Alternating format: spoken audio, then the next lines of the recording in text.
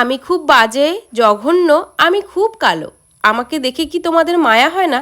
তোমাদের মেকআপ দিয়ে একটু সাজিয়ে তো দিতে পারো। আর এই কথাটা শোনার পর ঝটপট রং নিয়ে বসে পড়লাম তাকে সুন্দরভাবে সাজাতে। এতক্ষণ দেখে হয়তো তোমরা কনফিউজড হয়ে আছো আমি কার কথা বলছি। আসলে আমি এই ব্যাগটার কথা বলছি। অনেক দিন আগে নিয়েছি তাকে পেইন্ট করব বলে, তবে সময় স্বল্পতার কারণে তাকে এক কোণে ফেলে রেখেছি। হঠাৎ আজ চোখে পড়তেই কেমন যেন ব্যাগটা আমার দিকে ড্যাব ড্যাব করে তাকিয়ে আছে আর বলছে আমাকে সাজিয়ে তোলো।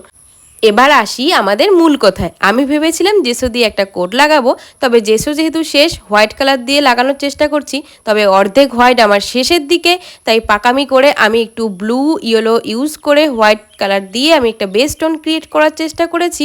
তবে সেটাতেও আমি অক্ষম হওয়াতে আমি এরপরে আবার বেস কালার লাগিয়ে তার উপরেই কালার লাগানো শুরু করেছি। সাধারণত এই ব্যাগগুলোতে সবাই কলকা পদ্ম অনেক কিছু করে, তবে আমার ইচ্ছে ছিল আমি কিউট কিছু বানাবো।